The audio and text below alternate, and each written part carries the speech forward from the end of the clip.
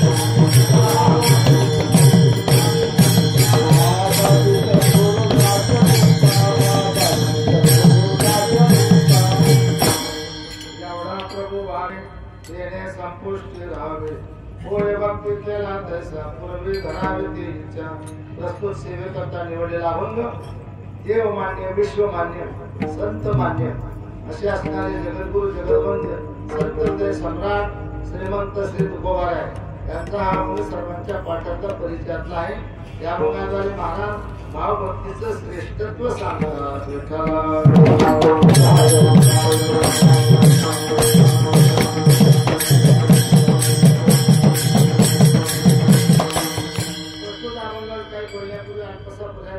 आवश्यक आहे। या ठिकाणी चैत्र शुद्ध नवमी आज या ठिकाणी प्रतिवर्षाच्या नियमाप्रमाणे गणेशनाथ महाराजांचा पालखी सोहळा पंढरपुरामध्ये आज फिरवलेला आहे।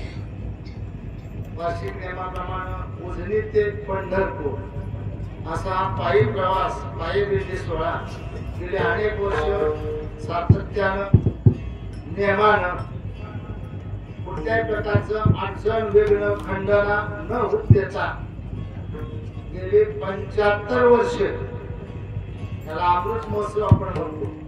या वर्षी 75 वर्ष पूर्ण होत आहे।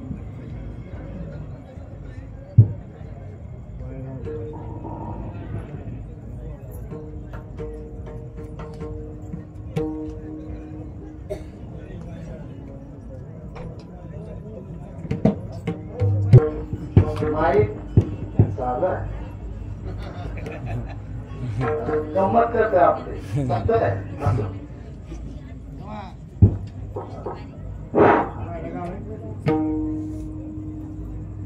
या वर्षी त्या पालखी सोहळ्याला 75 वर्ष पूर्ण होत आहे।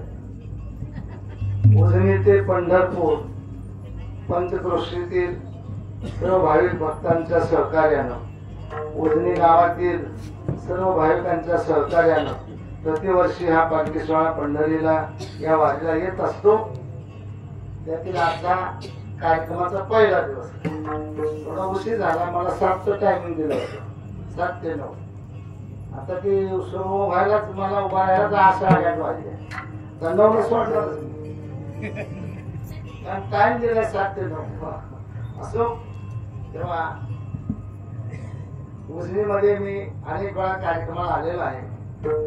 गणेश महाराजांची तिथं संजीवन समाधी आहे। त्या समाधीजवळ एक कार्यक्रमाचा योग अनेक वेळा आलेला आहे। तर महाराजांची पालखी इथं आलेली आहे आणि तुमच्याच गावचे मेघराज महाराज आम्ही त्याला रामकृष्ण बुवा म्हणतो। इकडे त्याला रामकृष्ण नावानं ओळखतात। तेव्हा त्यांनी मला दुपारी फोन केला पालखी सोहळ्याचं अमृत महोत्सवी वर्ष आहे, पहिला दिवस आहे, तुम्ही 1 तासभर कावड सेवा करा।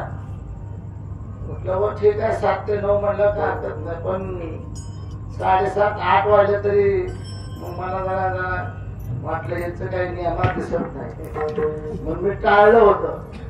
पुन्हा फोन आला त्यांचा अहो पहिला दिवस आहे काहीतरी इतर काही अडचणी असतात त्यामुळं थोडा उशीर झालाय तरी पण तेवढं काय जमलं तेवढं तासभर पण सेवा करा. पुन्हा ही मंडळी न्यायला आले होते म्हणून मी पुन्हा कार्यक्रमाकरता सेवेकरता उपस्थित झालेलो आहोत. असो, या अभंगाद्वारे महाराज भगवंताचं व्यापकत्व आणि संकोचत्व एका 3 अक्षरामध्ये सांगतात. तुकाराम महाराजांचं जे वाङ्मय आहे, बिंब तरी बचकेची एवढे, प्रकाशाचे त्रिभुवन धोकडे, शब्दाची व्याप्ती ते नेपाळे अनुभवावी, नवे एकदशी शब्द हा उकता, ब्रह्मांडा पुरता गेल त्याशी. अशी महाराजांची अभंगवाणी आहे. अक्षर दिसायला लहान, अर्थ किती आपण काढला, शोधला, किती व्यापक स्वरूपाच्या दृष्टीने विचार केला तरी अर्थ संपला असं होत नाही. अभंगाचा अर्थ संपला असं होत नाही. सांगणारा संपेल, अर्थ शिल्लक राहील, असं महाराजांचं वाङ्मय आहे. महाराजांचं वाङ्मय केवळ लौकिका करता, जनसामान्यामध्ये आपल्याला काही लौकिक मिळवावा, काही पांडित्य मिळवावं म्हणून महाराजांनी अभंगवाणी केलेली नाही. महाराज सांगतात, बोलाचे गौरव नव्हे माझा हा अनुभव, माझी हरिकथा माऊली नव्हे अनिकाशी पांगिली. मग महाराज सांगतात, मी स्वतःहून बोलत नाही, करीतो कवितो म्हणाले कोणी, नव्हे माझी वाणी बदलायची, माझे युक्तीचा नव्हे हा प्रकार, माझं विश्वंभर बोलवितो. महाराज सांगतात, मी स्वतःहून बोलत नाही, आपोलिया बळ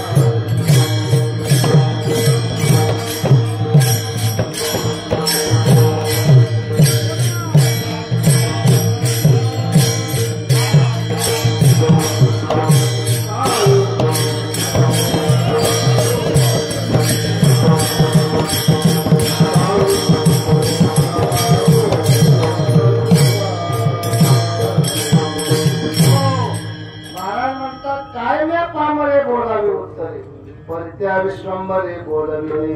हो, महाराजांचं काव्य म्हणजे काहीतरी टलाट, इंगण बेट, अंगात कोट, वर जाकेट, खिशात पाकिट, 100ची नोट, पायात बोट, हातात सिगरेट, ओढतोय बावळट, चाललाय नीट, घेतोय चहाचा गोट. असं टलाट जोडलेलं वाङ्मय नव्हे, हे कवित्व नव्हे. महाराजांची ही प्रासादिक वाणी आहे. तुका म्हणे माझी कोणी वदविली वाणी, प्रसादा वाजूनी तुमची या विठ्ठला, क्षराक्षरा वेगळा, तुका हो निराळा, पाहे निगमका, बोले विठ्ठल प्रसादी. प्रासादिक वाणी आहे. हो, म्हणून महाराजांचा अभंगाला काय म्हणतात? अभंग. अभंग कशाला म्हणतात? कधी न भंगणारे त्याला अभंग म्हणतात. अभंग एका कवीनं तुलना केली प्रभू रामचंद्राची आणि तुकाराम महाराजांची. तुकाराम से 2 नाम एक अंग, उनका से तू भंग गया, इनका से तू अभंग. एक तुकाराम आहे आणि एक दाशरथी राम आहे. नाव 2 आहेत, स्वरूपाने एकच आहेत, पण सामर्थ्याचा विचार केला तर प्रभू रामचंद्रांनी लंकेला जाण्याकरता जो सेतू बांधला तो कालाच्या ओघात नष्ट झाला. पण तुकाराम महाराजांनी सर्वसामान्य जीवाच्या उद्धाराकरता भवसागरातून तरुण जाण्याकरता अभंगरूपी सेतू बांधला. तो अद्याप अभंग आहे. विठ्ठला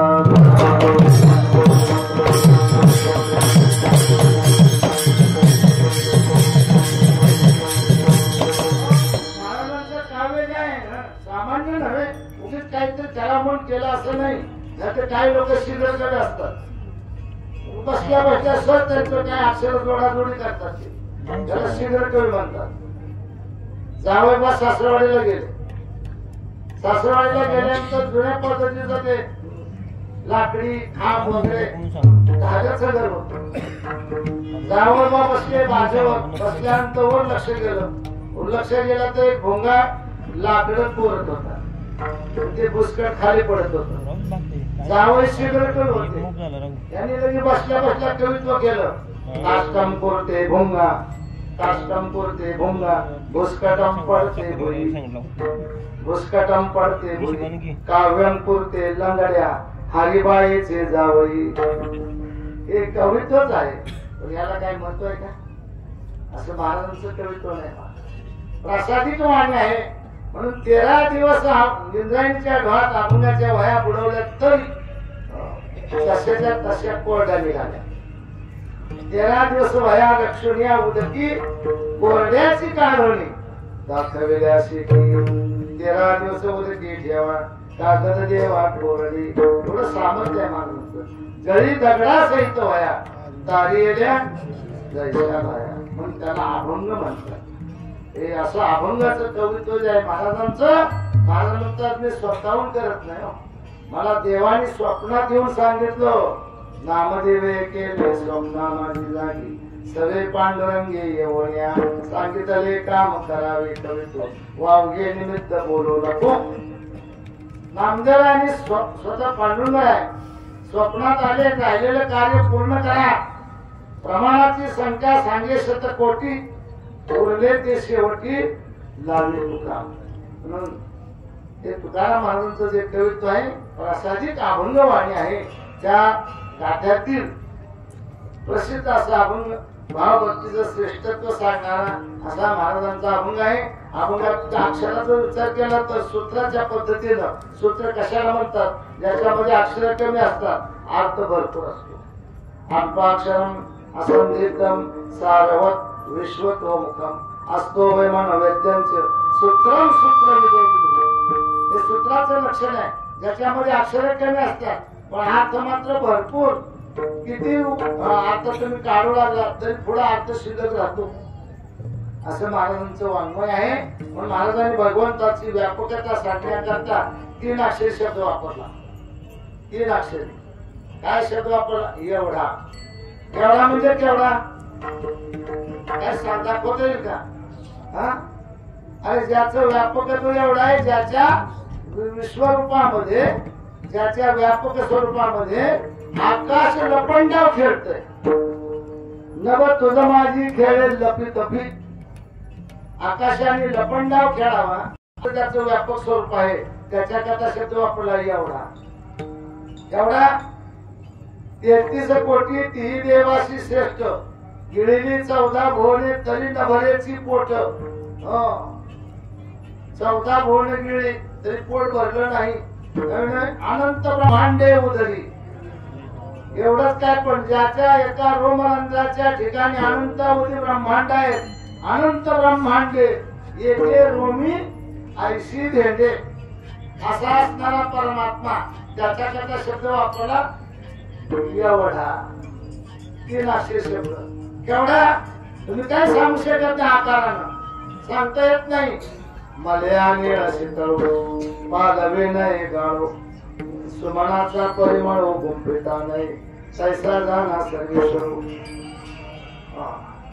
त्याचे स्वरूपाचा निर्धारू कवन जाणे. त्याच्या स्वरूपाचा विचार करायला गेला तर मोठे मोठे थकले. कोण कोण? सहस्रमुखे शेष शिनला बापुडा शिरलिया धडा जेव्हा त्याच्या. हो 1000 मुखाचा शेष. तो शेष सुद्धा स्तुती करता करता भागला. सहस्रमुखे शेष शिनला स्तविता बाळ न कळता ब्रह्मा ठेला. वेदाची मती कुंठी झाली म्हणून तर नाथ महाराज सांगतात त्या वेदाला काय विचारायचं त्याला काय कळलं. पुसू नका बाई बोला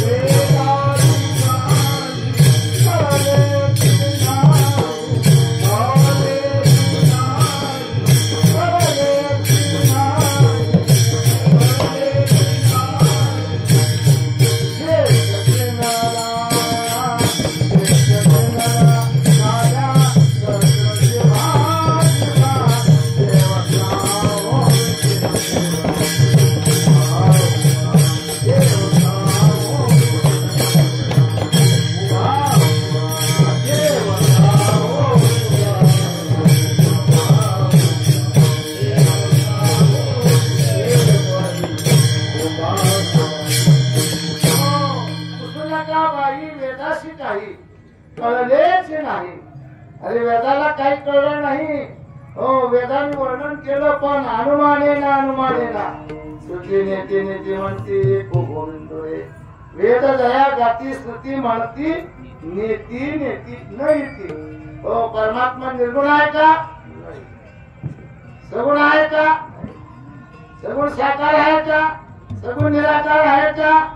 जे जे काही विचारा होतो जपत बसतो. त्याच्याकरता ज्ञानेश्वर महाराजांनी उदाहरण दिलं. पूर्वीच्या काळी लहान मुलीचे लग्न व्हायचे. 8 वर्षे भवेत कन्या. मग त्या 8 वर्षाच्या मुलीला सासू कोण, सासरा कोण, नवरा म्हणजे काय कळतं. पूर्वीचा काळ लहान मुलीचे लग्न. आता मुलीचे लग्न नाही, आता बायांचे लग्न आहे. 32व्या वर्षी 35व्या वर्षी शिक्षण आहे, नोकरी आहे, स्वतःच्या पायावर उभा राहू द्या, मग लग्नाचा विषय. वय 2-35 होऊन जाते. अशी स्थिती आहे. मुलीचं लग्न आता बायांचे लग्न आहे. तेव्हा पूर्वीचा काळ त्या मुलीला काय कळतंय, मग परत तिला सासरी पाठवलेलं असतं. सांगतात जा तुला आम्ही दिवाळीला न्यायला येतो, दादाला पाठवतो वगैरे वगैरे. मग ती मुलगी जाते पण तशी रडत काय माहिती नसते. नवीन गावात जायचंय, नवीन घरामध्ये जायचंय, परिचय नसतो, कोणाला काय बोलावं, कसं बोलावं काय हे तिला कळत नाही, घाबरून जाते. सासरी निघाले तरी कन्याचा सूर्या शेजारी मागे परतो निपाहे, अशी तिची अवस्था होते. पुन्हा सारखी फिरून पाहत असते. मग दिवाळीच्या सणाला तिला घेऊन येतात.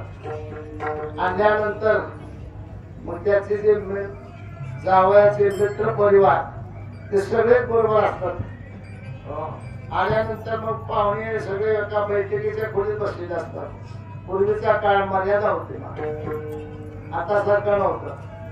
आता पूर्वीच्या काळी असं सांगतात, आई वडिलांसमोर नवरा बायकोनी बोलायचं सुद्धा नाही, इतकी मर्यादा होती. आता ते दोघं बोलत असेल तर आई बापाने बाहेर जाऊन बसायचं. असा बदल झालाय, इतका फरक पडलाय. पूर्वीच्या काळी घरामध्ये आई वडील नसताना जर कोणी पाहुणे आले तर महिलांनी पुढे यायचं नाही. एक खानदान घरात पुढे यायचं नाही महिलांनी. मग घरात कोण पुरुष मंडळी असेल त्यांनी पाणी द्यायचं, चहा पाणी जे काय असेल ते सगळं त्यांनी द्यायचं. मग पाहुणे आल्यानंतर त्यांनी सतरंजी बसायला टाकलेले, पाणी दिलं. 5-6 जण पाहुणे होते. आल्यावर मग डायरेक्ट बोलायचं नाही. पूर्वीसारखं आता सारखं नव्हतं. आता डायरेक्ट नाव घेतात एकमेकाचं. आई म्हणतो अगं वासंती, बायकोचं नाव घेतो सारखं वासंती.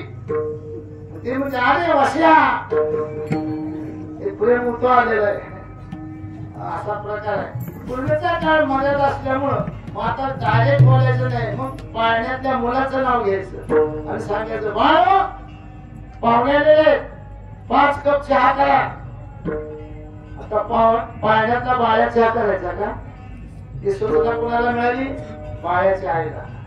तिनं चहा करायचा. चहा तयार झाला की पुन्हा तिथून तिने सांगायचं बाळ्या चहा तयार आहे, घेऊन जा.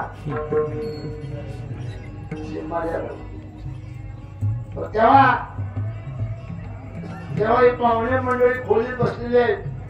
हिच्या मैत्रिणी गोळ्या झाल्या आणि तिला विचारलं अगं सखू, तुझ्या लग्नाच्या वेळा मी नव्हते, त्यातला तुझा मालक कोणता नेमका सांग. समोर बसलेला धोतर नेसलेला, पांढरा शर्ट असलेला, डोक्याला टोपी असलेला तो तुझा नवरा आहे का? नाही. त्याच्या पलीकडे बसलेला, गळ्यामध्ये लॉकेट आहे, सफारी ड्रेस आहे, हातात 2-3 अंगठी आहेत, पापी कट आहे. अशा खाना खोना सांगितल्यावर की काय होय म्हणत नाही आणि नाही म्हणत नाही, गप्प बसते. ते गप्प बसण्यामध्ये तिने आपल्या नवऱ्याची सिद्धी केली. तसं वेदाला विचारलं परमात्मा असा आहे का? तसा आहे का? नाही. प्रत्यक्ष वर्णन सुरू झाल्यावर तो गप्प राहतो. जैसे न सांगणेवरी महापतीशी रूप करी बोल निमाले पणी विवरी चर्चा ते. ज्ञानेश्वर महाराजांनी वर्णन केलेलं आहे की जसं गप्प बसून आपल्या नवऱ्याची सिद्धी करते त्याप्रमाणे वेदाला विचारलं, शेषाला विचारलं, पण शेष असतो ते प्रवर्तला जेव्हा चेवणी पलंग झाला. या कुणालाच काही नक्की सांगता येत नाही. मग संत महात्मानी त्याच्या करता एवढंच काय, पण 88,000 ऋषी आहेत. त्या ऋषीला सुद्धा कळलं नाही, त्याचा पार नाही कळला वेदाशी. आणि काही ऋषी विचारिता ऋषीला विचार त्यांना ते सांगता येत नाही त्या परमात्म्याचं व्यापकत्व. महाराजांनी त्याच्याकरता माप शोधून काढलं. आपण त्याच मापात मोजला जाणार नाही. म्हणून मन वाचातीत तुझे हे स्वरूप म्हणून या माप भक्ती केले. भक्तीच्या मापानं परमात्मा मोजला जातो. भक्तीची मापे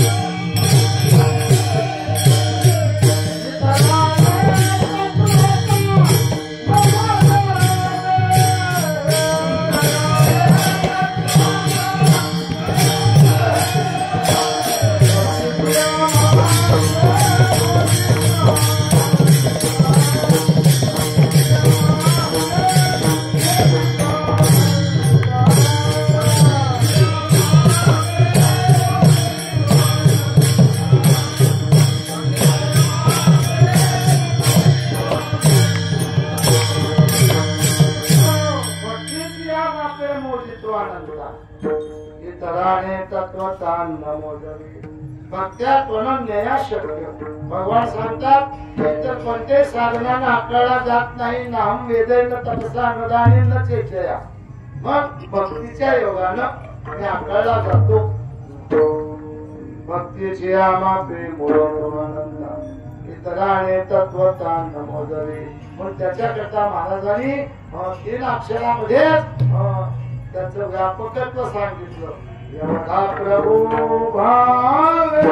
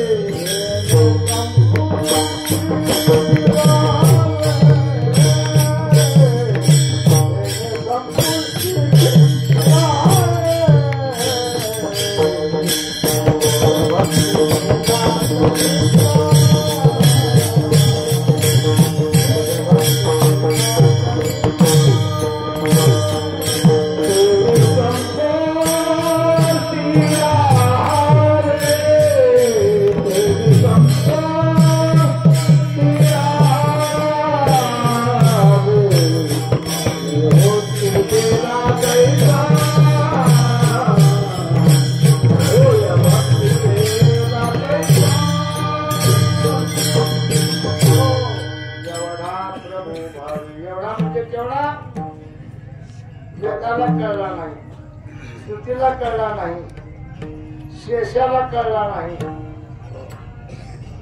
ऋषी मुनीला कळला नाही. ज्याचं व्यापक स्वरूप एवढं मोठं आहे, खालता सप्तही पाताळा वरता स्वर्गावरी दिसाळा, असं ज्याचं व्यापक स्वरूप आहे तेवढं आहे. बळीच्या द्वारात भगवान वामन अवतारामध्ये पटुवे धारण करून गेले. बळीचा यज्ञ चालू होता. भगवान पटुवे धारण करून गेले. बळीराजा पटुवे धारण केलेला ब्राह्मण आलेला आहे म्हणून समोर आला, पूजा केली आणि विचारलं, भूदेवा आपली काय इच्छा आहे मागा, मी उदार राजे आहे, काय पाहिजे मागा. यांनी सांगितलं मला दुसरं काही नको, ब्राह्मण असल्यामुळे मला संध्या करायला हक्काची जागा पाहिजे, ती किती 3 पावलं, जास्त नको. बळीला वाटते पटुवे शहर बालक आहे, ह्यांना काय मागायचं कळत. अरे राजे काय पाहिजे, काय नको, मी मागतो तेवढंच दे, जास्त नको. हे ऐकल्याबरोबर शुक्राचार्य होते तिथं. त्यांनी ओळखलं, अरे पटुवे दान केला भगवान आहे, बळी तो दान देऊ नको, हा फसवायला आलेला आहे. बळी म्हटलं भगवान आलाय मग तर दान देणारच. जगाला दान देणारा जगदानी असणारा परमात्मा तो माझ्या दारात याचक म्हणून आलेला आहे, मी अवश्य देणार.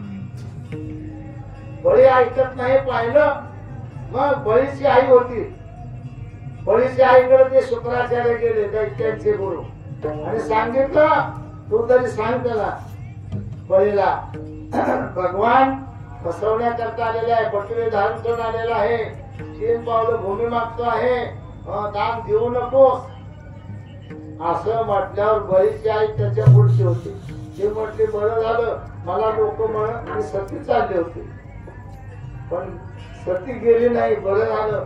भली हुई सती नहीं गई, विरोचन के साथ ऐसा पुत्र पैदा हुआ, प्रभू पसारे हात. आणि प्रभूंनी माझ्या मुलापुढे हात पसरावा यापेक्षा भाग्य कोणतं आहे. त्याच्या मनात जर काही दुसरा विषय आला तर मी अवश्य सांगते त्याला, अरे अवश्य दान दे. एवढं झाल्यावर दान देण्यापासून परावृत्त होत नाही हे पाहिल्यावर शुक्राचार्याने लहान रूप धारण केलं, झाडीच्या तोंडाला बसला. संकल्पाचं पाणीच पडेना. बळीला विचारला, अरे मनापासून देतोय ना दान, मग पाणी का पडत नाही. संकल्पाचं पाणी हातावर सोड. असं म्हटल्याबरोबर काय अडकले बघ, म्हणजे हा तर बघे. तो शुक्राचार्य झाडीच्या तोंडाला बसून बघत होता काय चालले काय नाही. तर बघ आता बळीनं आतमध्ये फोडल्याबरोबर बळीने आंधळा शुक्र केला, आडाला म्हणून फोडलेला डोळा, बळीने आंधळा शुक्र केला. संकल्पाचं पाणी हातावर पडल्याबरोबर भगवंतांनी विराट रूप धारण केलं. 5 वर्षाचा बालक असणार आहे, एकदम विराट स्वरूप, आणि एक पाय सत्यलोकाच्या वर, एका पायामध्ये सगळी पृथ्वी पादापर्यंत केली.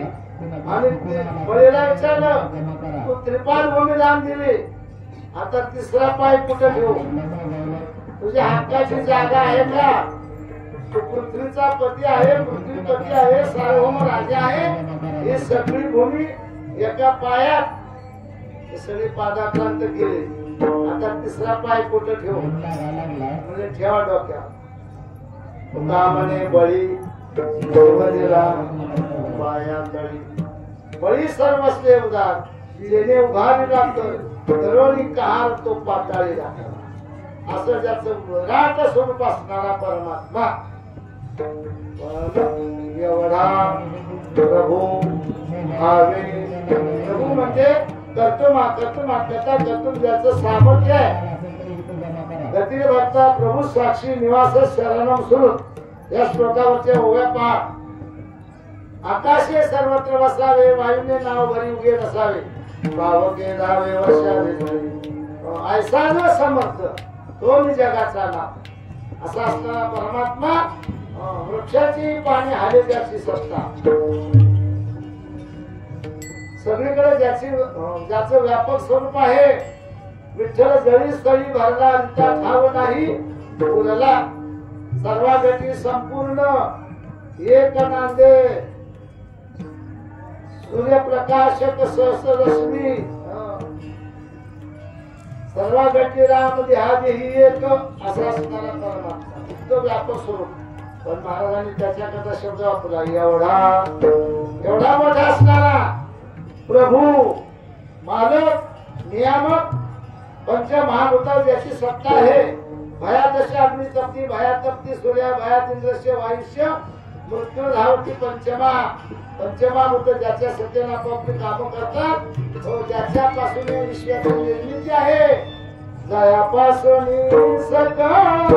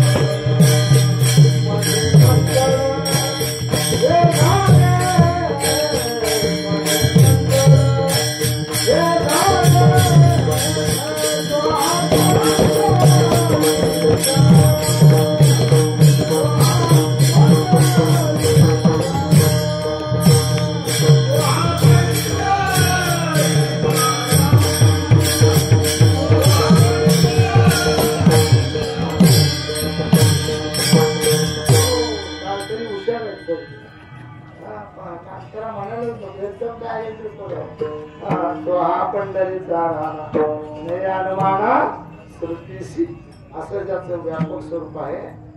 त्याच्याकरता शब्द वापरला एवढा प्रभू भावे या पदानं संतोषत्व दाखवलं.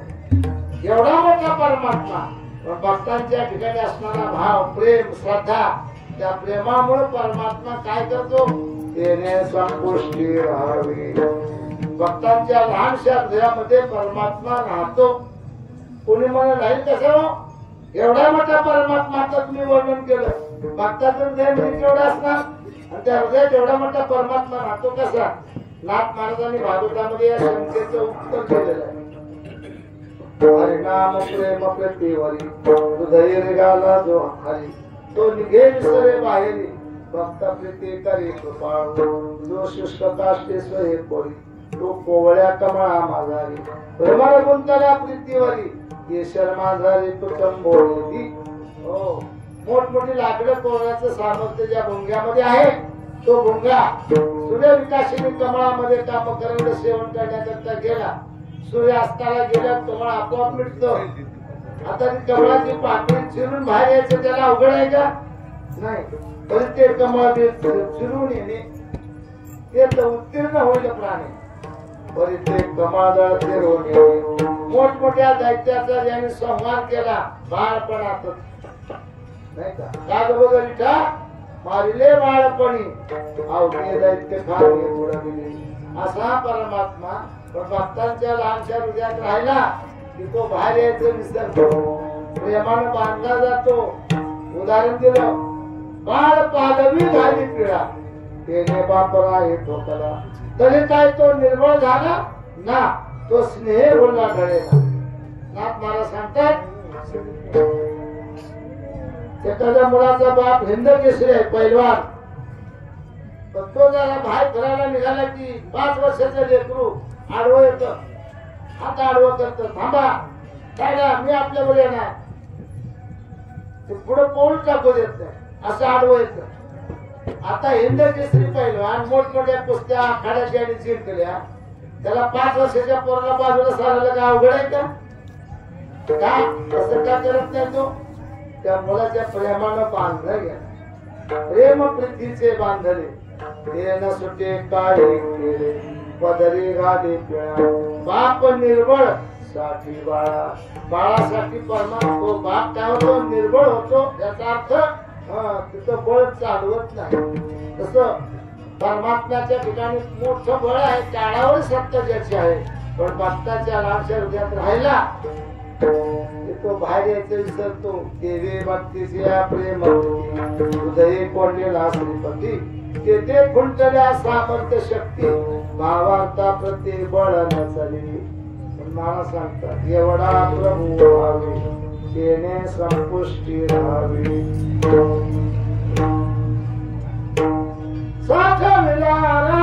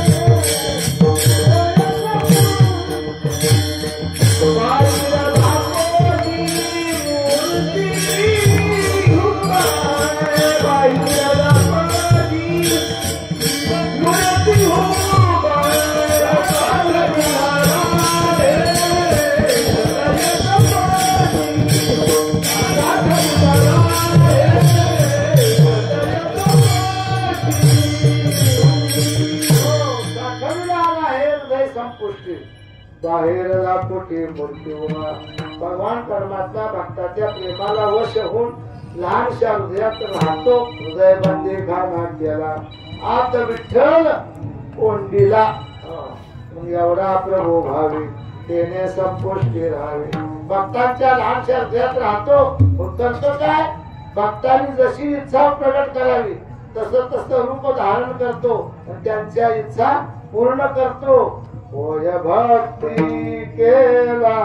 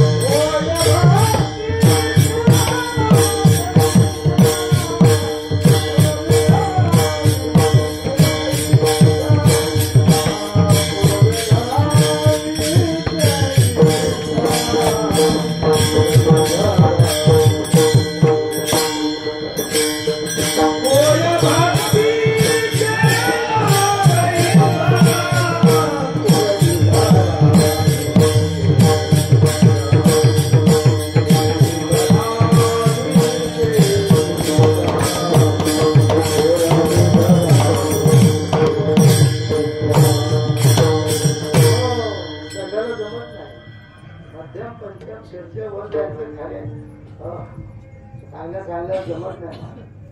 करायला गेलं तर काय होतं, वांग्यात गिळकू सुटलंच असा प्रकार होतो. मागे यायचे कळत असं स्वराची पक्की बैठक असेल त्याने हे करायचं. होय भक्ती केला पैसा पुरवी धरावी ती इच्छा भक्तांनी जशी इच्छा करावी तसं तसं परमात्मा तिथे रूप धारण करतो आणि त्यांची कामना इच्छा पूर्ण करतो. अनेक उदाहरण आहेत. हो उदाहरण सांगतो पण अगोदर एकदा भजन करा. विठोबा